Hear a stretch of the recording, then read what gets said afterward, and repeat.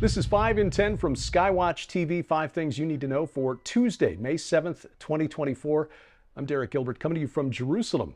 We're here in the heart of Jerusalem, the Prima Kings Hotel, for our one-week solidarity mission to Israel. We're being joined by a small group of fellow travelers who come to bear witness to what has taken place here in the land since October 7th. Today, in fact, marking the 7-month anniversary of the beginning of the war. Today, our first full day in Jerusalem. Sharon and I walked around the center of the city this morning. In fact, our hotel here is just about a block and a half from the official residence of the Israeli Prime Minister Benjamin Netanyahu. So we walked over there, and as you'll see here in this shot, we didn't see any signs of unrest, disturbance. We didn't see a heavy police or military presence. Obviously, security measures in the background there, but not the level of protest that the corporate media in the West keeps reporting from Israel. Certainly they've got political divisions, but we're not seeing it here on the streets. In fact, our driver on the way from the airport yesterday told us things are normal. Things are normal. Now, certainly not for the 60,000 or so who've been evacuated from the north, but for all intents and purposes, this is a city that is just going about its daily business as far as we can tell from the couple of hours we spent walking around this morning. Item number 5 today, as we woke up this morning in Jerusalem, we learned that the Rafah operation has begun. For the past few days, the IDF has been distributing leaflets in the southern Gaza city of Rafah. That's the border city on the Egyptian border, site of the border crossing where humanitarian aid has been entering. In fact, as of this morning, the IDF confirming that it's taken the border crossing. It has captured the border crossing. The reporter for the Times of Israel, who specializes in military affairs, posted to his Telegram channel that Israeli military vehicles were driving back and forth in front of the crossing, using his words, carrying obnoxiously large Israeli flags.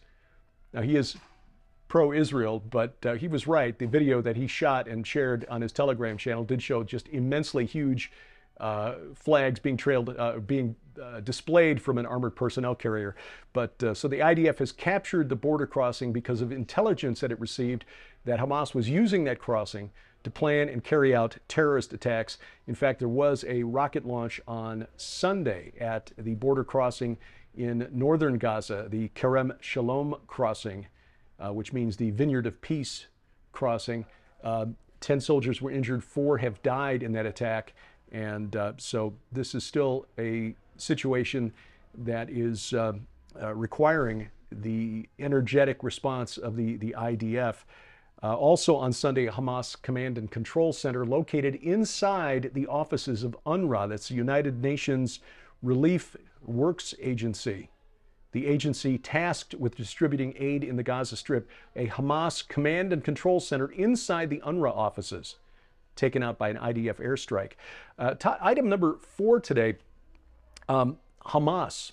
Hamas on late Sunday, after it became clear that Israel was in fact planning to go into Rafah, suddenly declared to the mediators, the Qatari and Egyptian mediators in Cairo, that yes, we will accept the ceasefire proposal that's on the table.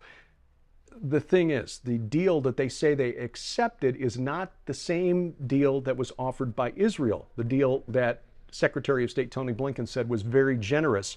This appears to be too little, too late. What Hamas wanted out of this deal was a 3-part or 3-phase agreement. The first phase, giving up 33 hostages in exchange for hundreds of terrorists currently in Israeli custody, a 6-week truce and Israel's partial withdrawal from the Gaza Strip, allowing free movement of Palestinian Arabs back to the northern part of Gaza. Phase 2, another 6-week truce, the withdrawal of most Israeli troops from Gaza, and another lopsided hostage for prisoner exchange. Phase 3, the beginning of reconstruction, the end of the so-called blockade of the Gaza Strip, and more hostages, if there are any still to be exchanged. The exchange of bodies, part of this third deal. In effect, the deal that Hamas wanted is over the span of 18 weeks, Israel pulling out of the Gaza Strip, leaving Hamas intact to plan and someday just to pull off another attack against Israel. And this is something that Benjamin Netanyahu had already said he would not accept. Any kind of a ceasefire deal that effectively ends the war before Hamas is destroyed and its capability to inflict harm and death on Israel is completely decided. Item number 3 today, lest we forget there are other wars on planet Earth. Russian President Vladimir Putin, on the evening of his inauguration, announced that Russia would be conducting tactical nuclear weapons drills. Now, tactical nukes are not the strategic nukes, ones that destroy entire cities. Tactical nukes are intended for use on the battlefield. The spokesman for the Kremlin, Dmitry Peskov, said that the drills are in response to statements from the United Kingdom, France, and the U.S. about the war in Ukraine. In fact, the ambassadors of the UK and France have been called into the foreign ministry in Moscow for a talking to. This is significant. Russia basically making it clear that it will not tolerate further NATO interference in what is happening in Ukraine. Remember, of course, the United States Congress just authorized another $60 billion to continue funding the war for Ukraine. Russia is seeing this as direct participation by the United States, United Kingdom, and France. And of course, remember, French President Macron is on record as saying he does not rule out ground operations by NATO troops inside Ukraine. Let's pray that cooler heads prevail and that this does not turn out to be the opening stages of World War III. Item number 2 today, the United Methodist Church holding its general conference this past week. They have repealed bans on same-sex marriage and homosexual clergy in the United Methodist Church. This vote was approved by the General Council by a vote of 692 to 51, an overwhelming support for this movement. But remember that about 20% of the churches in the United Methodist Church have left the denomination since 2019, when this issue pretty much, it became obvious that this issue was going to become the defining issue for the United Methodist Church going forward. Now, this General Council, this gathering was delayed because of the COVID lockdowns. Should have happened in 2020, was put off until this year, last week. This is not limited, this issue and this stance on sexual morality and a rejection of biblical standards of morality is not unique to the United Methodist Church. Other Protestant denominations like the Episcopal Church, Lutherans, Presbyterians have also launched many churches because of LGBTQ issues. But again, about 20% of UMC churches, some 7,000 have left the denomination since 2019. In each case, with the UMC, with the Episcopals, with the Lutherans, with the Presbyterians, it's always the more conservative churches and congregations, those that hold to a biblical standard of morality, are the ones who wind up leaving the denomination. Coming up, you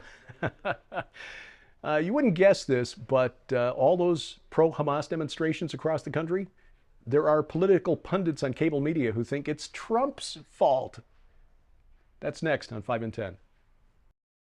We want to make sure that you know how you can get your copies of both of these new works in the Nearing Midnight and Hereafter exclusive offer. This amazing offer includes Nearing Midnight as It Was in the Days of Lot by the legendary Terry James, that explores in detail through the prism of God's Word the potential for nuclear war to break out at any moment. How the entire world is facing the imminency of a dictatorial digital monetary system. Why Mother Earth worship in the form of climate change insanity is being forced upon humanity. How the entities of Ephesians 6:12 will establish control through a new world order, and the blessed hope believers have in the return of the Messiah. Also included in this special offer is Jonathan Brentner's Hereafter. It's far better than you can imagine. This beautifully written new masterpiece will forever change the way that you view the afterlife. You will experience the anticipation of the jubilant reunion and celebrations in heaven that believers will partake in after this current life. Broaden your understanding of heaven and the start of eternity. You'll also learn the answers to difficult questions like, how will we experience and perceive time once in heaven? What will our emotions be like? What will our heavenly bodies be like? Will we have supernatural powers? And so much more.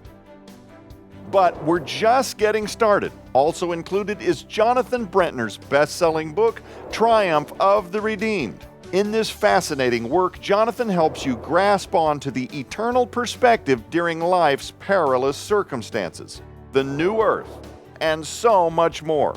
This incredible offer also includes The Coming Judgments on DVD, where Terry James and Pete Garcia delve into great detail on the seal, trumpets, and bowl judgments listed in the book of Revelation. Also included is Jonathan Brentner's presentation entitled Hope in the Rapture. You'll be shocked when you find out why the Thessalonians were grief-stricken regarding the rapture upon receiving the Apostle Paul's first letter, and how you can be free from this very same trap. Sold separately, these items hold a retail value of nearly $90. Yours now for your donation of only $45, which includes free shipping to all U.S. orders. So don't delay. You can scan the QR code on your screen right now using the camera app on your phone for instant access to this exclusive offer.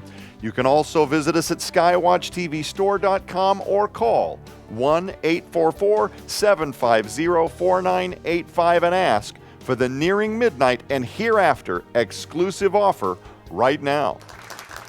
Item number one today, it's always Trump.